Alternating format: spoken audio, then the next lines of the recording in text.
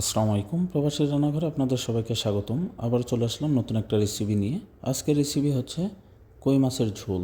বাড়িতে আপনারা কই মাছ অনেকভাবে রান্না করেছেন, আপনাদের বলবো একবার জন্য হলেও এইভাবে রান্না করে দেখতে পারেন। আপনি যদি আমার চ্যানেলে নতুন হন তাহলে অবশ্যই চ্যানেলটিকে সাবস্ক্রাইব করবেন। আর আপনাদের অনুরোধ করব ভিডিওটা স্কিপ না করে ফার্স্ট টু লাস্ট দেখার জন্য, কারণ ভিডিওর ভিতরে অনেক ছোট ছোট টিপস আছে যা আপনাদের অনেক কাজে দেবে। চলুন বেশি দেরি না করে শুরু করা যাক আজকের রেসিপি। 3 পিস কই মাছ আমি এখানে পরিষ্কার করে ধুয়ে নিয়েছি। এরপর দিয়ে দিচ্ছি স্বাদ মতন লবণ ম্যারিনেট করার জন্য। এরপর দিয়ে দিলাম হাফ টেবিল চামচ শুকনো মরিচের গুঁড়া, হাফ টেবিল চামচ হলুদের গুঁড়া। এখন আমি মাছগুলোকে হাত দিয়ে ভালোভাবে মেখিয়ে ম্যারিনেট করে 5 মিনিটের জন্য রেস্টে রেখে দেব। সেই ফাঁকে গ্যাসের উপর একটা প্যান নিয়ে গ্যাসটা অন করে দিলাম। প্যানটা গরম হওয়ার পরে আপনাদের দিয়ে দিতে হবে পরিমাণ মতন সাদা তেল। এরপর আমি এক এক করে সবগুলো মাছ দিয়ে দিচ্ছি এবং লালচে করে মিডিয়াম আঁচে এক পাশ ভেজে নেব।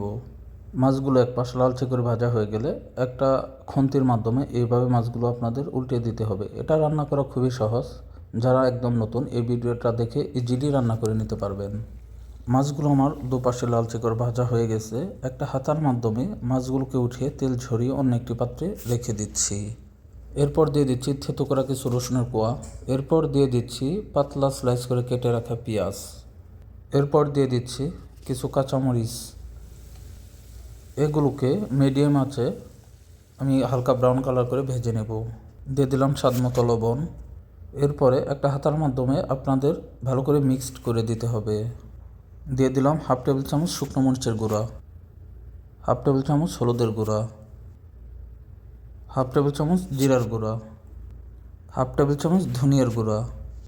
এ পর্যায়ে একটা হাতার মাধ্যমে গ্যাসের ভলিউমটা লো রেখে এটাকে ভালো করে মিক্সড করে দিতে হবে, তা না হলে এগুলো পুড়ে যাবে এবং কি নিচে লেগে যাবে।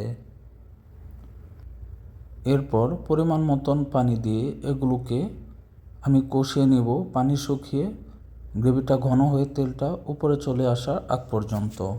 দেখতে পাচ্ছেন পানি শুকিয়ে তেলটা উপরে চলে আসছে। এখন আমি দিয়ে দিচ্ছি কেটে রাখা 3 পিস মিডিয়াম সাইজের আলু।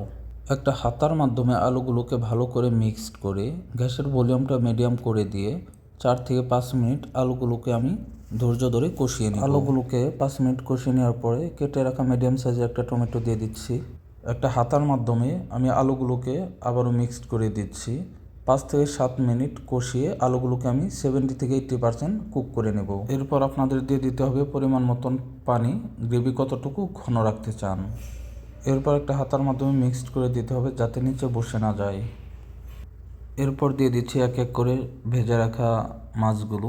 দেখতেই পেলেন এটা রান্না করা খুবই সহজ। আপনাদের বলবো একবারের জন্য হলেও এইভাবে ট্রাই করবেন। এরপর একটা ঢাকা দিয়ে ঢেকে গ্যাসের ভলিউমটা হাই করে 10 মিনিট রান্না করে নেব। চলে আসলাম 10 মিনিট পর, ঢাকাটা উঠে নিলাম। দেখতেই পাচ্ছেন গ্রেভিটা আমার ঘন হয়ে আসছে। আপনারা পরিমাণ মতন পানি দেবেন গ্রেভি কতটুকু ঘন রাখতে চান। এরপর দিয়ে দিচ্ছি গার্নিশের জন্য ধনিয়া কুচি। গ্যাসটা অফ করে ঢাকা দিয়ে ঢেকে রাখবো পরিবেশনের আগ পর্যন্ত। চলে আসলাম পরিবেশনের জন্য, ঢাকাটা উঠিয়ে নিলাম। কালারটা দেখে হয়তো আপনাদের বোঝার বাকি নেই এটা কতটা সুস্বাদু এবং লোভনীয় হতে পারে। ভালো থাকবেন, সুস্থ থাকবেন। আবারও দেখা হবে নতুন কোনো ভিডিও নিয়ে প্রবাসী রান্নাঘর থেকে।